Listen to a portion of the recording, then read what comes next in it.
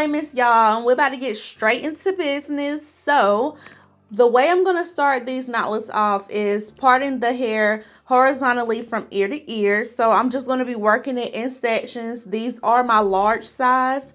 So in this back row, well, in this back section right here, I'm going to have 4 rows. And then at the top, I like to split it in half. And I believe I did 3 rows on each side. So that's just, we're just going to get it together first.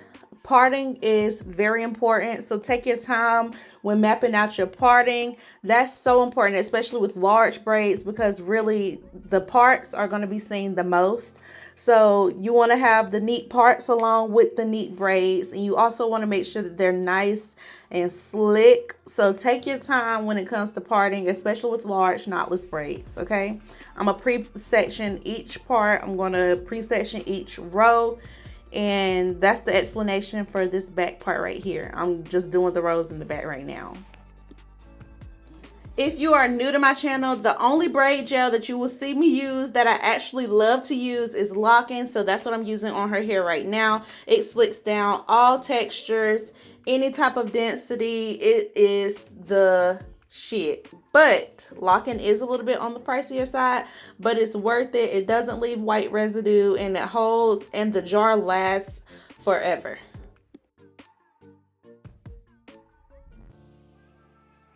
And also with parting, you want to make sure you're always cleaning the part up with the gel. This gives it that nice defined look that you want to have with your knotless braids, and it gives the part that crispy look.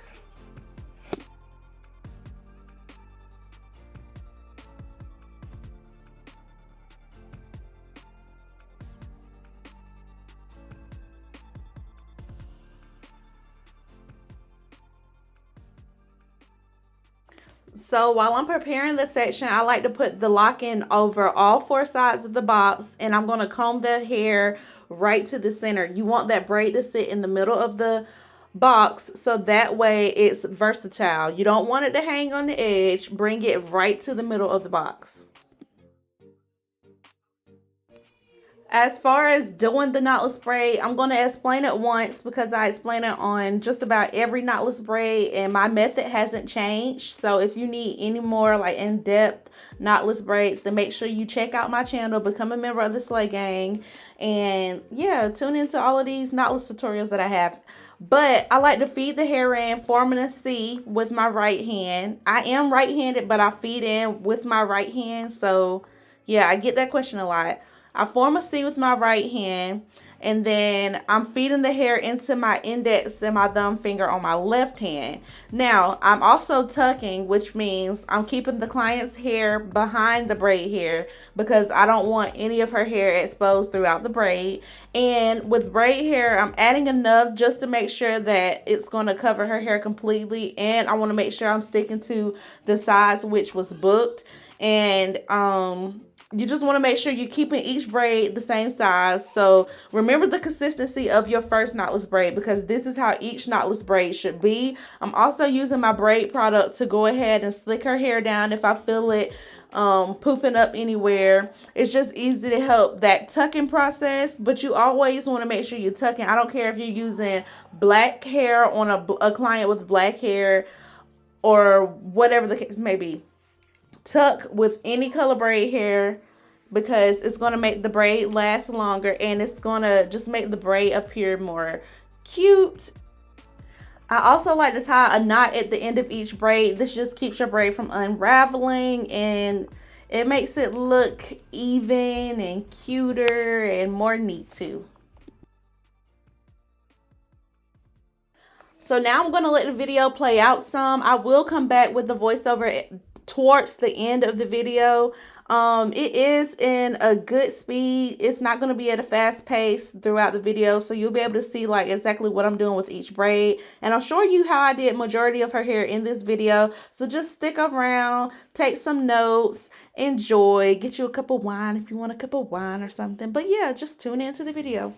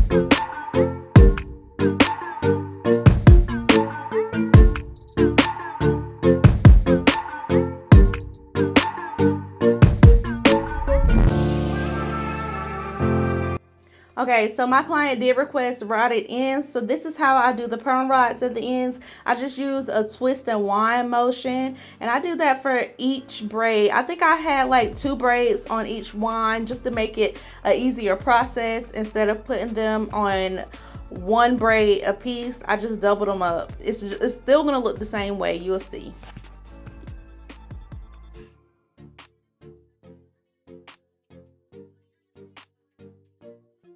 Take a screenshot of this. This is my favorite foam now, y'all. It holds amazingly and it smells really, really good. It has like a minty smell, but y'all, the hold of this is freaking bomb. Like, they have different kinds. I think the one I got was specifically to lay down like frizzies and flyaways, and it does just that.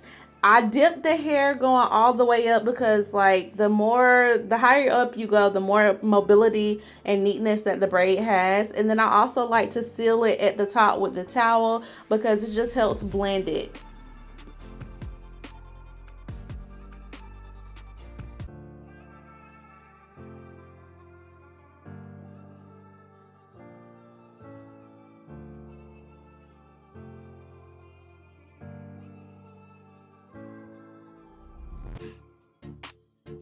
I use spritz to help with the setting process, and it also helps to get rid of some of the excess foam.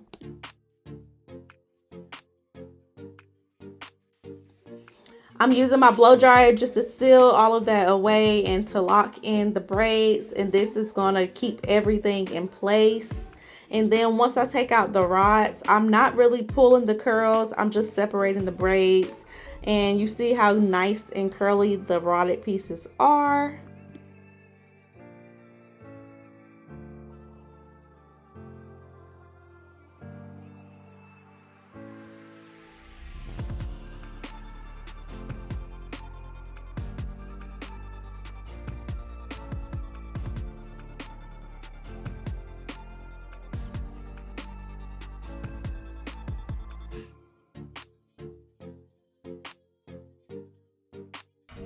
And this was the end result. Make sure you join the Slay Gang because I'm keeping the videos coming. Thank you for watching. See you in the next one.